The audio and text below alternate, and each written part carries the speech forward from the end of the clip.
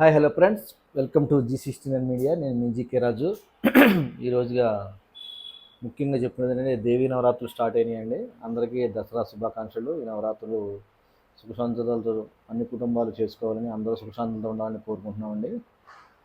అది పోతే ఈరోజు మనకి ఇంకో శుభవార్త ఏంటంటే మన కేంద్ర ప్రభుత్వం అండి ఈరోజు GST 2.0 అమల్లోకి వచ్చిందండి. ఈరోజు నుంచి ఇది శుభపరిణామం అని చెప్పుకోవాలి. నిన్న నరేంద్ర మోడీ గారి గురించి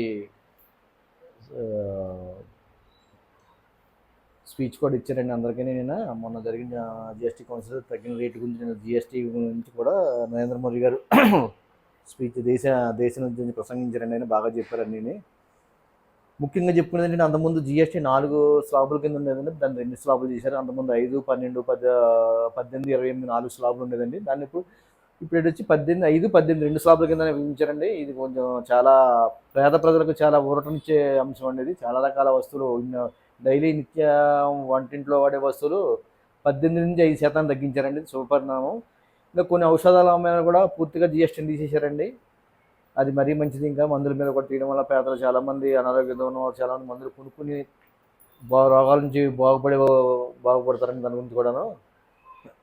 ఇంకా ఏంటంటే మీకు మన ఈ ఇన్సూరెన్స్ పాలసీల మీద మొత్తం మన జిఎస్టీని మొత్తం తీసేసి జీరో చేశారండి మొత్తం. అది ఇంకా మంచి పరిణామం అన్నది. ఎందుకంటే అందరికీ ఇన్సూరెన్స్ ఉండాలి, అందరూ ఆరోగ్యంతో ఉండాలి అందరూ అనే ఉద్దేశంతో ఇన్సూరెన్స్ మీద మొత్తం పూర్తిగా తీసిన నాకు నచ్చిందంటే, ఇన్సూరెన్స్ మీద మొన్న జిఎస్టీ మొత్తం 18% ఉండదు అంతకుముందు, మొత్తం తీసేశారు. అది మంచిదండి. చాలా మటుకి వంటింట్లో వాడే వస్తువులు మ్యాక్సిమం డైలీ ఉపయోగించే అన్ని వస్తువుల మీద 18 నుంచి 5% తగ్గించేశారండి.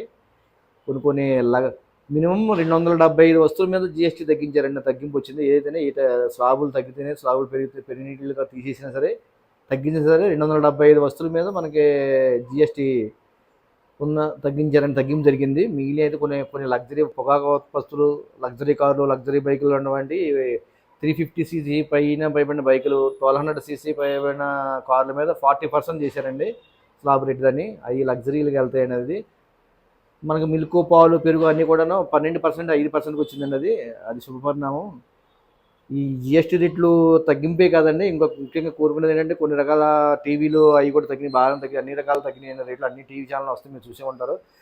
దీని గురించి ముఖ్యంగా ఒక విషయం చెప్పాలంటే, జిఎస్టీ రేట్లు వాళ్ళు తగ్గించింది కాదండి, వీళ్ళ గ్రౌండ్లో ఎంతవరకు తగ్గింపు జరుగుతుంది అనేది కౌన్సిల్ అది కూడా కొంచెం రైల్ లాంటివి చేసి, జిఎస్టీ కౌన్సిల్ ఒక ఒక టీమ్ లాగా ఏర్పడి కొన్ని సర్కిల్ అవి కూడా చెక్ చేసుకోవాలండి. ఈ జిఎస్టీ రేట్లు తగ్గించారా లేదా, షాపులో తగ్గించి అమ్ముతారా లేదా, లేదా అదే రేట్లు అమ్ముతారా, మోసం చేస్తున్నారా అనేది ఇది కూడా పట్టించుకుంటే చాలా బాగుంటుందని కోరుకుంటామండి. జిఎస్టీ రేట్లు కొన్ని చోట్ల అమలు అవ్వండి, కొన్ని చోట్ల అమలు అవుతాయి. నేను చాలాసార్లు చూసాను, రేట్లు తగ్గినప్పుడు కూడా కొన్ని చోట్ల అమలు చేయరాడు. అదే రేట్లు కానీ ఏదో ఒక హామీ చేస్తాను షోరూంలో వాళ్ళు చెప్తూ ఉంటారు. దానికి కూడా ఒక అవగాహన ఉండాలండి. ఇప్పుడు మనకి ఎలాగా రైట్స్ చేస్తున్నాయో, ఇప్పుడు ఇన్కమ్ ట్యాక్స్ అయినా వాళ్ళు కూడా జిఎస్టీ కౌన్సిల్ కూడా కొంతమంది సభ్యులు పెట్టి వాళ్ళని అవి కూడా రైడ్లు చేసి తగ్గించింది, ఇంతవరకు స్లాబ్ తగ్గిందా లేదా, ప్రజలకి ఇచ్చిన ఇప్పుడు సెంట్రల్ గవర్నమెంట్ కొన్ని పథకాలు ఇచ్చిందండి, అవి జిఎస్టీ చేసినట్టుకి అవి గ్రౌండ్ లెవెల్లో అమలు అవుతున్నాయా లేదనేది కూడా చూడాల్సిన బాధ్యత ఉందండి గవర్నమెంట్ మీద. మనం కోరుకునేది ఏదైనా అంతమించి మనం ఏం చేయలేము. మనం చెప్తే ఎవడు వింటాడేమో అని కాదు కదండి. ఇది కూడా ఒక ముఖ్యమైన విషయం ఏంటంటే, జిఎస్టీ మన తగ్గించిన రేట్లు ప్రజలకు అందుబాటులోకి అందుతున్నాయా లేదా ఫలాలు, కేంద్ర ప్రభుత్వం, రాష్ట్ర ప్రభుత్వం ఇచ్చే పథకాలు ప్రజలకు అందుతున్నాయా లేదో చూసుకునే బాధ్యత ప్రభుత్వాల మీద కూడా ఉంటుందండి. అది కూడా ఒక అవగాహన చేయాలి. తగ్గించేసాం కదా, తగ్గించి వదిలేస్తే కింద వాళ్ళు అమలు చేయాలి కదండి. అది అమలు కూడా జరుగుతుందా లేదనేది పర్యవేక్షణ ఉండాలని కోరుకుంటున్నాను. జిఎస్టీ తగ్గింది, అవి తగ్గినాయి, ఈ తగ్గినాయి, స్లాబ్ రేట్లు తగ్గించారు, ఇంత రేట్లు తగ్గినాయి అని నుంచి గగ్గోలు పెడుతున్నారండి. మన టీవీ ఛానల్ అందరూ బాగా ఆల్ డిస్కౌంట్ లేదు, బాగా తగ్గింది, 4 స్లాబులు 2 స్లాబులు చేశారు, 375 పైగా వస్తువుల్లో బాగా కొన్ని విధానాలు తీసేశారు, కొన్ని జిఎస్టీ ఎత్తేసారు, కొన్ని అయితే 18%, 5%కి వచ్చిందని చెప్పారు. సంతోషమైన విషయం అండి ఇది. ఇందులో ఒక చిత్రం ఏంటంటే, నిన్న కేంద్ర మంత్రులు నిర్మలా సీతారామన్ గారు చాలామంది కేంద్ర మంత్రులు కొన్ని షాపులకు వెళ్ళారండి, స్టేషనరీ షాపులకి అట్లకి వెళ్ళారు. అట్లకి వెళ్ళి ఎంత తగ్గిందా లేదా వాళ్ళ బాటికి బోర్డులు పెట్టారండి. మన టీవీ ఛానల్ కూడా చూసాం, బోర్డులు పెట్టారు బయట. బోర్డులు పెట్టి జిఎస్టీ రేట్ తగ్గిందని చెప్పారు. 1-2 షాపులు కాదండి, జిఎస్టీ ఒక టాస్క్ ఫోర్స్ని తయారు చేయాలి. చాలా షాపుల్లో తగ్గించి ఏమి అమ్మరండి వాళ్ళు. నేను చాలా చోట్ల చూశాను కూడా. నేను వాళ్ళు బోర్డులు మట్టుకే పెడతారండి. అది మీరు ప్రకటించారంటే కదండి, అది అమలు అవుతుందో లేదో కూడా చూసుకోవాల్సిన బాధ్యత కేంద్రమే ఉన్నది. అమలు చేయాలి దాన్ని. ఎందుకంటే అన్ని షాపుల్లోనూ అన్ని స్టోర్లోనూ తగ్గించి అమ్ముతారు అనుకోండి, వాళ్ళు డిస్కౌంట్లు పెడతారు అంతవరకే. తర్వాత ఎలా మామూలుగా యథావిధిగా నడుస్తుంది చూసుకోవాలి. కార్ల షోరూమ్ పెద్ద పెద్ద షోరూంలో కామన్గా ఏంటంటే, పెద్ద పెద్ద షోరూంలో ఈజీగా తక్కువ అమ్మకాలు ఉంటాయి, లక్షల్లో ఉంటుంది కాబట్టి కామన్గా వాళ్ళు తగ్గించాలండి. వాటిని పెద్ద ఎవరు పట్టించుకోరు, ఎందుకంటే కామన్గా తగ్గిస్తారు. అవి మామూలుగా సొంత డిస్కౌంట్లో ఉంటాయి, కంపెనీ డిస్కౌంట్లో ఉంటాయి, పండగ సేల్స్ ఉంటాయి కాబట్టి అవి పెద్ద ఇబ్బంది కాదండి. ఈ చిన్న చిన్న దుకాణాల్లోనూ, చిన్న చిన్న స్టోర్‌లోనూ ఇప్పుడు డైలీ కొనే వస్తువుల మీద చూసుకోవాలండి. కామన్‌గా ఏంటంటే సామాన్యుడికి డైలీ కొనే పప్పు, ఉప్పు, నూనె, వంటగది సామాన్లు అన్నిటిని చూసుకోవాలి మనం.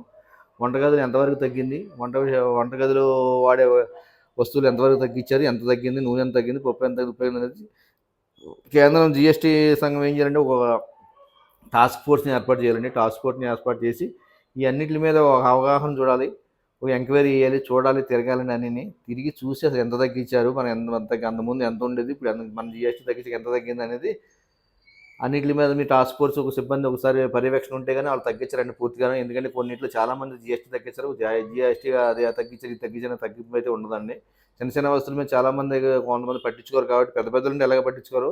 సామాన్యుల కోసం తగ్గించామని చెప్పుకుంటున్నారు కాబట్టి టీవీ ఛానల్ వాటిలో న్యూస్‌లో అన్నిట్లో ఎత్తన్నారు కాబట్టి సామాన్యులకు జరిగే వస్తువుల మీద ఎంక్వైరీ చేయాలండి. ఏదో నిన్న ఎళ్లారండి నిర్మలా సీతారామన్ గారు ఒకళ్ళని విమర్శించాలని కాదు. కేంద్ర ఆర్థిక మంత్రి అండి ఆవిడ. నిన్న ఒక ఏ స్టోర్‌కెళ్లారు, స్టేషనరీ స్టోర్‌కెళ్లారు. స్టేషనరీ షాప్‌కెళ్లారు. స్టేషనరీ షాప్‌లో ఇంకా కామన్‌గా ఏముంటాయి మీకు తెలిసిందే ఉంది. స్టేషనరీ షాప్ అంటే స్టేషనరీస్ ఉంటాయి. అందులో తెలియనిది ఏమి లేదు కదా మనకి. దాంట్లో పెద్ద నిత్యం డైలీ వాడేవి ఏముండవండి. ఏదో బుక్స్ పిల్లలకి సంబంధించినవి ఉంటాయి. అందులో తగ్గించారా లేదంటే బోర్డులు పెట్టారు, బోర్డులు చూసారు. అది డైలీ అమలవుతుందా లేదా, అదే రేట్‌లో అమలు చేస్తున్నారా లేదా మనం ప్రత్యేకంగా చూసుకోవాల్సిన విషయం అండి అది. ఎందుకంటే జీఎస్టీ తగ్గించారని 4 స్లాబులు 2 స్లాబులు చేశారండి.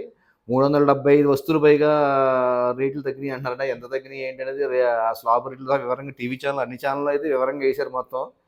అని చెప్పారు. అదే రేట్ అమలవుతుందా లేదా అనేది కొంచెం ఒక టాస్క్ ఫోర్స్ సిబ్బంది లాంటిది ఏర్పాటు చేసి జీఎస్టీ కౌన్సిల్ అని దాన్ని చూసుకొని చెక్ చేసుకుంటూ ఉండి ఇంత తగ్గిందా లేదా, తగ్గించాముందా లేదా అవి కూడా చెక్ చేసుకోవాలండి. ఎందుకంటే సామాన్యుడికి మీరు ప్రకటించడం కాదండి పైన, సామాన్యుడికి అందుబాటులోకి వెళ్తుందా లేదా ఆ వస్తువు అనేది అది కూడా చూసుకోవాల్సిన బాధ్యత ఈ కేంద్రం మీదే ఉంటుందండి అది. ఎందుకంటే కేంద్రం పన్నుల్లోకి సంబంధించింది తగ్గించారు కాబట్టి రాష్ట్ర పన్నులకు సంబంధించింది ఏమి తగ్గించలేదు కాబట్టి అండి.